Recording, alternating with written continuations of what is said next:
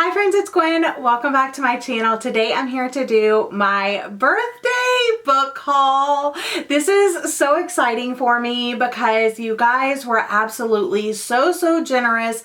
My friends and patrons and subscribers were just, you guys are the best. And I say this every time, how grateful I am. It means the world to me. And I have a stack that my husband bought me, and I have a bigger stack from you guys, and I just can't wait to share all of the fun stuff that I received for my birthday. These are all birthday gifts from either my husband or you guys, and I'm just so excited to share with you because I got some really good stuff. So for starters, I want to show you this notebook that my husband got me. I love this notebook. I haven't used it yet. It is a lined notebook, but it has these like little notches that you could turn it into a bullet journal if you wanted to. It's super thin. I love the pink color, but it's this. It is plastic. It's a soft spiral, and I was like, I absolutely need this in my life, so I picked up one of those. Gabby from Gabbing About Books, she did send me a book, which I will show you in a minute, but she also sent me this beautiful bookmark, which I wanted to show off. It's like a metal bookmark. It has this really pretty tassel, and it says, "Thank you for being a part of my story." And I just love that so much. So I wanted to show that off. I also got some book darts so that the dog ear haters will stop hating. But yeah, these are just little book darts that you put on your book. It's a set of 50. They're little metal like clips that you clip on a page. I got these from Elizabeth at Ponytails and Paperbacks. Thank you so much, Elizabeth. I am leaving book darts on my wish list so that I can just continue to get more and more and more, so I don't have to use the little tabs that people use, because I really don't like those, and I feel like these would just be like better. So I am so appreciative that Elizabeth got my book dart journey started. I have used them in the past, but it's been a very long time. And then finally, I got these little book holders. I don't know what you call them, like thumb things when you read. Like, let me show you. So if you're got a book here, you put one, and then when you hold it, it holds your page open, and it's less stressful than like having to hold it like this or like hold it like this and it's like flopping around. You just put this and it holds the book open as you read it, and it's great. So it came in a set of 3, and these are from Kayla. So it came with a blue, a green, and this brown color, and they're like acrylic, and I just love the size and shape and colors of these, so thank you so much. Those are the little like bookish goodies I got. Now we're gonna go ahead and jump into the book haul portion. I'm gonna go through the books that my husband got me like fairly quickly, and of course I'll spend a little bit more time on the books that were from you guys. So the first book, these are all from my husband. Okay, The Children of Red Peak by 𝒂𝒔. I picked this up from the horror section. It's about a cult, and I'm doing a podcast episode about books, like cultish books. So I thought this one would be a good one to add to the list. And as you will see in the other stack of books that I'm going to show you from you guys, I did get another 𒂂💔 book, his newest release, episode 13. So this author was kind of on my radar because of that, and I've never read anything by this author before, and I just loved the cover. It pulled me in. It's actually a like a scene of like a forest or trees, like, but it's upside down. So I think that's very interesting.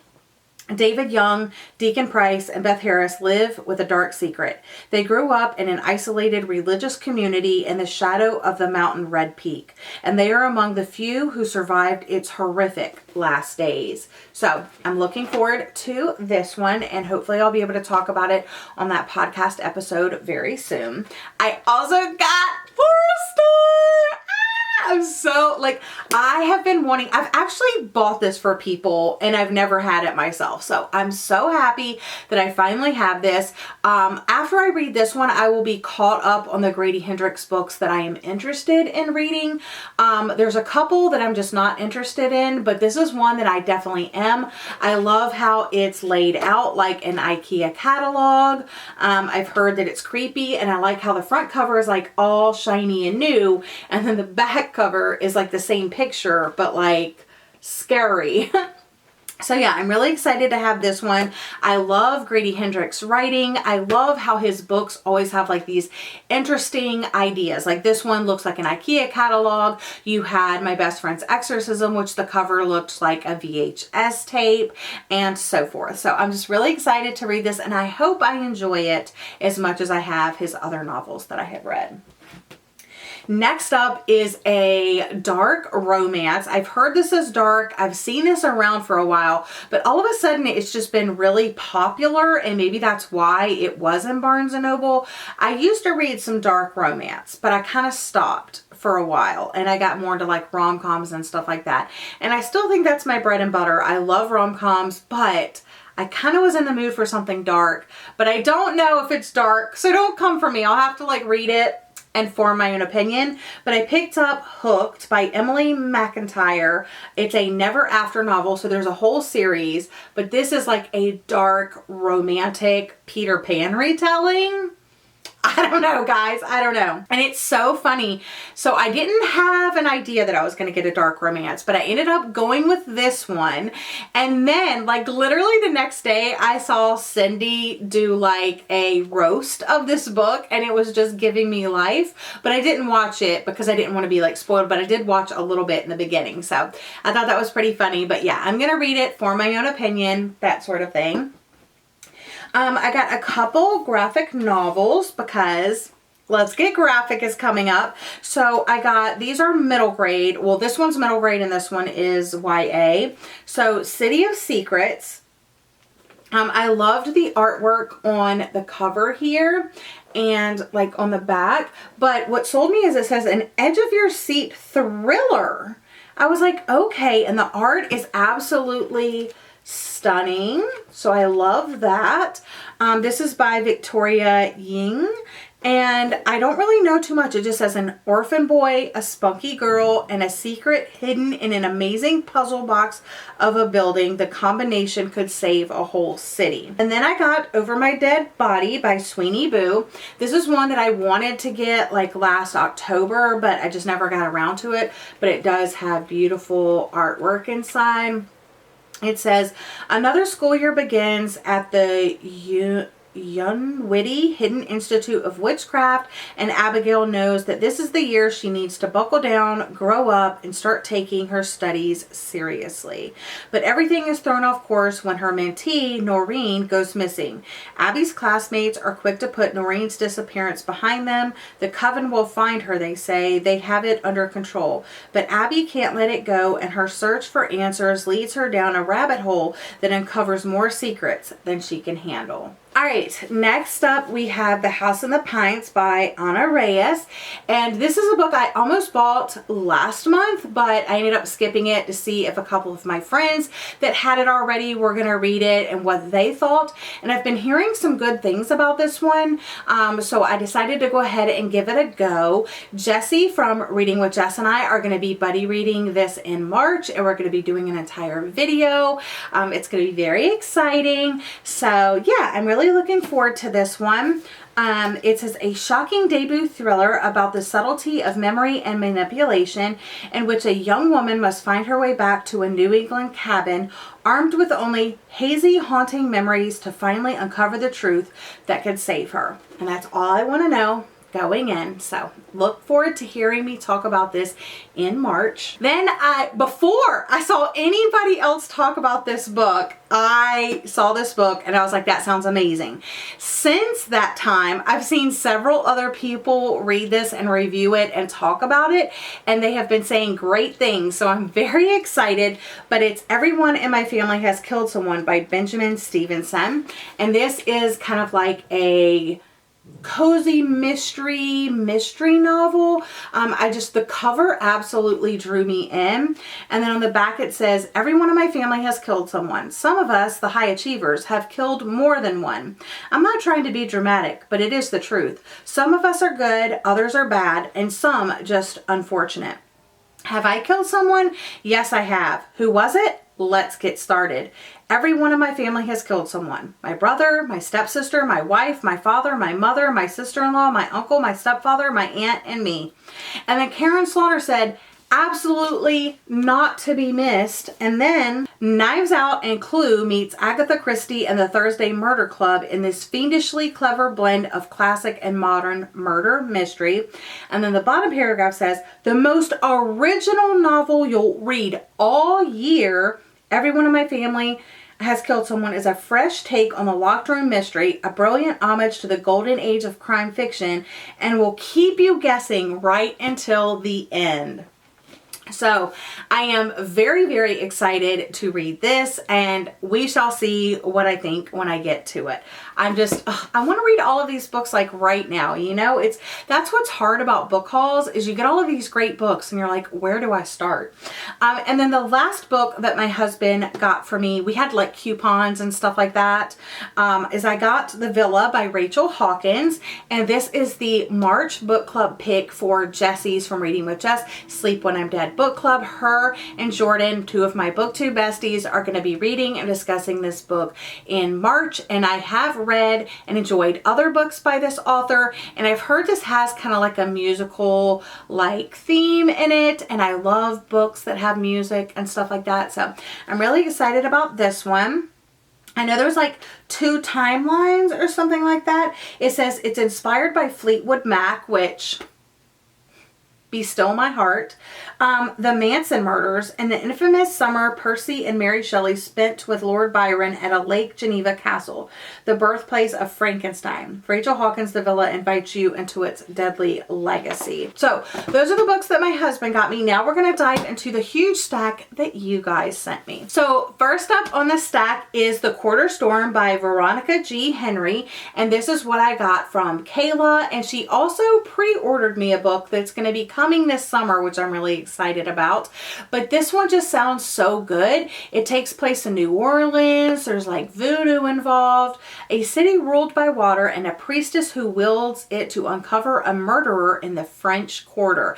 I have actually been to New Orleans. I have actually been to the French Quarter, and I just think that the atmosphere can be so good in this one, and absolutely in love with the cover. Haitian American voodoo priestess Mambo Rihanna Dumont runs a healing practice from her New Orleans home.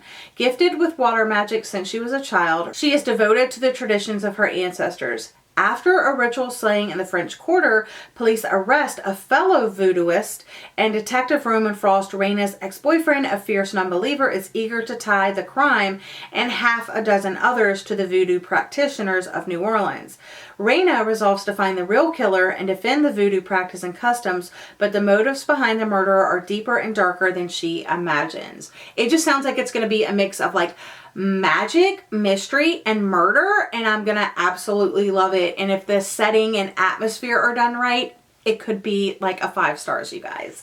So thank you so much, Kayla. Next up, I have Smile Beach Murder by Alicia Bassett, and this was kindly sent to me by my friend Angel, and why this was on my wish list in the first place, and I have been so excited to start this series, is because it takes place in the Outer Banks, and I don't live very far from the Outer Banks, like maybe like an hour and a half, and I go there almost every single summer. So the setting is just going to be perfect for me. Obviously, it's a cozy mystery, so there's going to be a dead body, and you're going to try to find out like who killed the person, and there's going to be an amateur sleuth and all of that. Callie, a former reporter turned bookshop clerk in the Outer Banks, who was pulled into a deadly web of secrets when a mysterious fall at a lighthouse echoes a tragedy from her past. And there are beautiful lighthouses in the Outer Banks, so I'm really looking forward to reading this one. And it has like a little bookshop, so it's gonna be so perfect. Thank you so much, Angel. I actually got quite a few books from my fellow Rovers in the Rovers Book Club run by Lauren. I wasn't expecting anything from them, but it just made my heart so happy. So the first book that I got is from Ashley, and it is The Violin Conspiracy by Brendan Schlosskamp, and I'm probably saying that name wrong. I'm so sorry, but this is about a man named Ray McMillan who has a gift and a dream. He wants to become a world-class professional violinist, and nothing will stand in his way. Not his mother, who wants him to stop making such a racket, not the fact that he can't afford a violin suitable to his talents, not even the racism and prejudice inherent in this often rarefied world of classical music. when he discovers that his beat up family fiddle is actually a priceless, I don't even know how to say this word, you know, musical instrument, all his dreams suddenly seem within reach. So together, Ray and his violin take the world by storm. But on the eve of his renowned and cutthroat competition, the Olympics of classical music, the violin is stolen.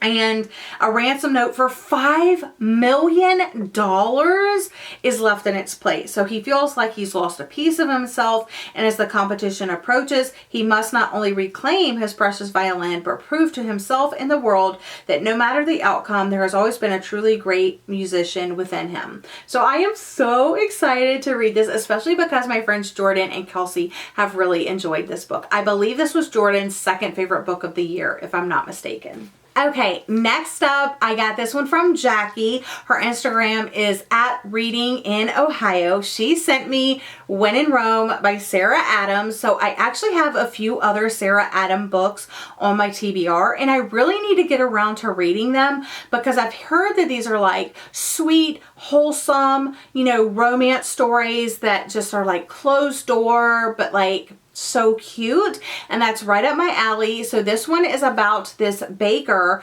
that, no, I'm sorry, it's about a stranded pop star and a small town baker. So I think she's the pop star, he's the small town baker. It says, Amelia Rose, known as Ray Rose to her adoring fans, is burned out from years of maintaining her Princess of Pop image. Inspired by her favorite Audrey Hepburn film, Roman Holiday, she drives off in the middle of the night for a break in Rome, Kentucky, that is. When Noah Walker finds Amelia on his front lawn in her broken down car, he makes it clear that he doesn't have the time or patience for celebrity problems. He's too busy running the pie shop his grandmother left him and reminding his nosy but lovable neighbors to mind their own damn business. So look at them baking a little cherry pie on the cover. It's absolutely adorable, and I'm so excited to read this one. And it's fairly short. Yeah, it's like right at 300 pages, so I'm really excited about the length of it. She also sent me a birthday card and this little bookshelf bookmark in there. The next one is from Michele at Books and Lemonade on Instagram, and it is the Inheritance Games. So a lot of people were reading this during the New Year New Reads Readathon that I did in January with a bunch of my friends, and this is like about games and competitions. It says secret passages, elaborate riddles, billions at stake, and I don't often read YA, but I've heard this is like high enough stakes, and I do love books with like games and riddles and puzzles and clues and stuff like that. So they're like, you have to read this one. So I added it to my wish list. I got it. I'm excited about it. All right, next up from my friend and patron Tyra, I got Appetite for Innocence by Lucinda Berry, which makes me so excited because I have a couple books of hers on my TBR already, and I have this one, and that may complete my collection. I'm not 100% sure, but I'm so excited to have this one, and I actually just need to read these really soon, you know? So this one, it says, be careful what you post online. Your next check-in might lead him right to you. A serial rapist is kidnapping teenage girls, but he's not interested in just any teenage girls, only virgins. He hunts them by following their status updates and check-ins on social media. Once he's captured them, they're locked away in his soundproof basement until he's groomed them and they're ready. He throws them away like pieces of trash after he's stolen their innocence. Nobody escapes alive until Ella. Oh, this sounds so good, y'all. I mean, dark, gritty, triggering, all of the things that I love. So I'm really excited to dive into this one. Thank you so much, Tyra. So these three books came from Keisha from A Book Like You. She actually sent me this whole package. It was featured in a recent reading vlog where I read books like an Aquarius, but she had all of these separately wrapped and was like, one you must read, one to continue, one you might have forgotten about. And it was such a special package. The one that I must read is Bear Buried in a Good Book by 𝒕𝒏𝒏𝒊𝒏𝒈. This is her favorite cozy mystery to date, and I know it takes place like in summer or like around a lake or something. Yeah, Tess was hardly convincing 𝒔𝒂𝒄 that a summer without Wi-Fi and running water would be an adventure. Now she's thrust into a murder investigation. Neighbors are saying they've spotted Bigfoot in the woods near her cabin, and to top it off, the local sheriff is the spitting image of her famous character, Detective Gonzalez, something he's less than thrilled about. With so much more than her daughter's summer plans at stake, it's up to Tess to put her crime writing skills to the test and solve this case before anyone else gets hurt. So I'm really excited about this one. I may read it in spring. I may save it to summer. I don't know, but I'm really looking forward to this. Thank you so much, Keisha.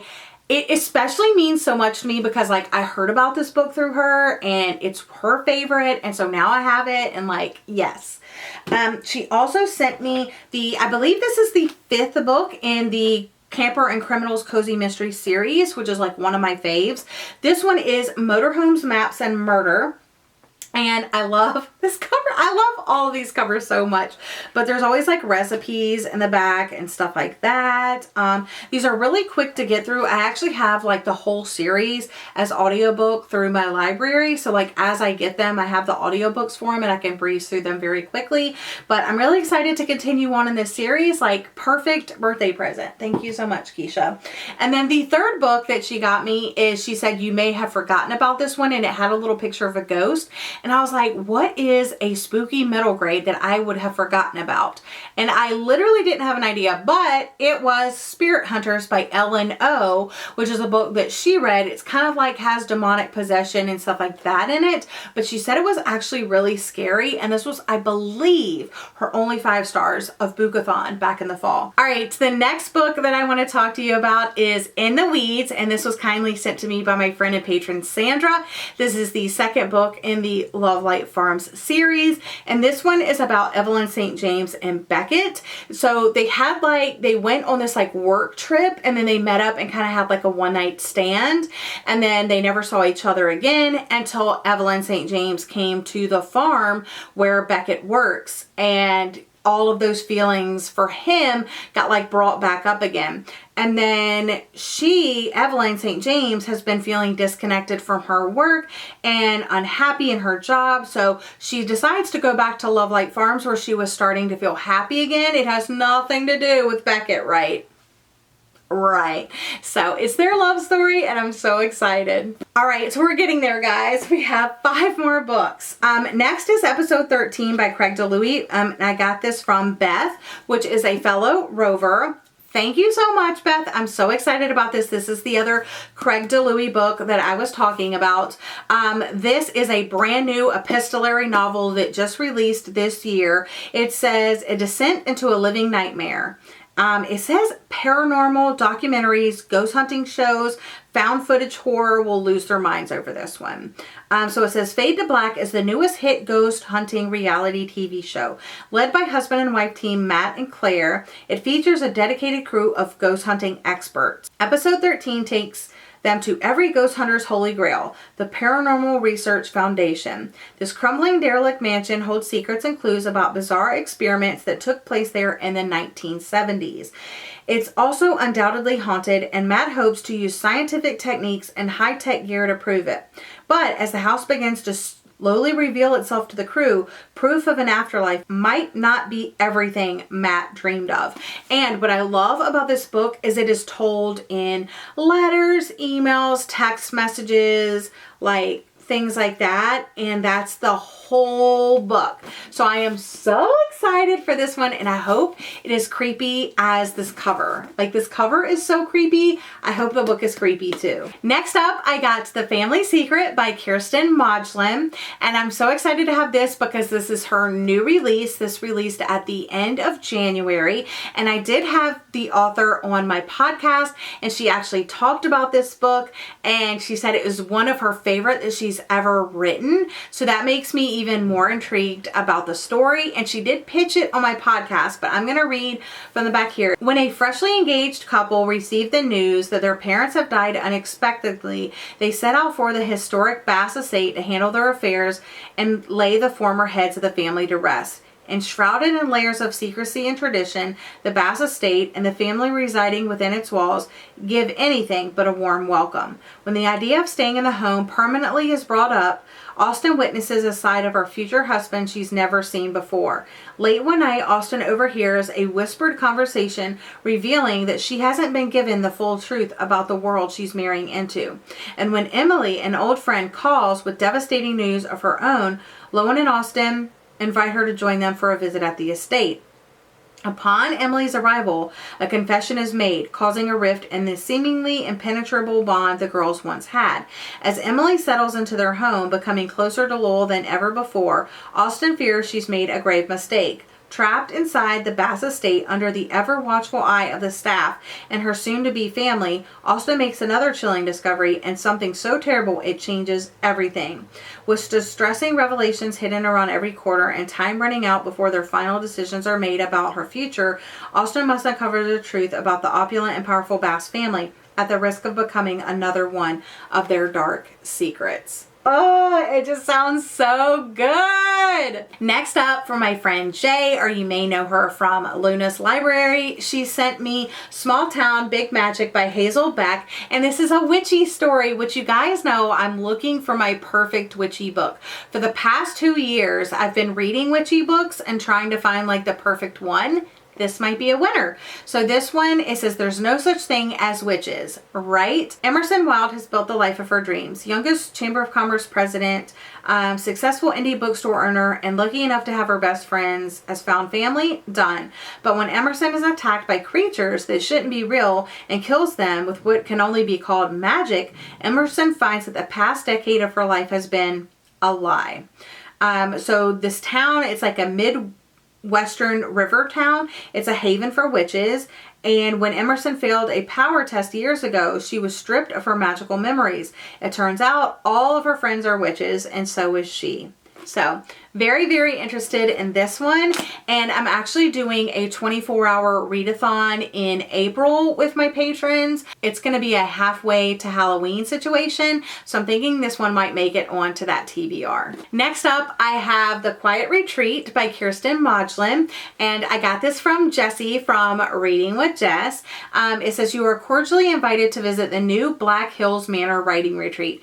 That's how it all begins, with a simple invitation. For 5 authors, it's meant to be the start of a restful week filled with free food, drinks, the like-minded company. But shortly after their arrival, things take an unsettling turn. So this actually reminds me a lot of The Writing Retreat by Julia Parts, which is a new release that came out in February, and I actually have that on my TBR too, so I'm thinking of reading both and doing a little bit of comparison and letting you know which one I recommend. And then the final book here is from Gabby from Gabbing About Books. She got me The Wife Before by Shanora Williams, which is actually a recent find of mine. I've read from this author before. I don't remember the name of the book. Oh, it was The Perfect Ruin. So I think I read that like last summer or the summer before.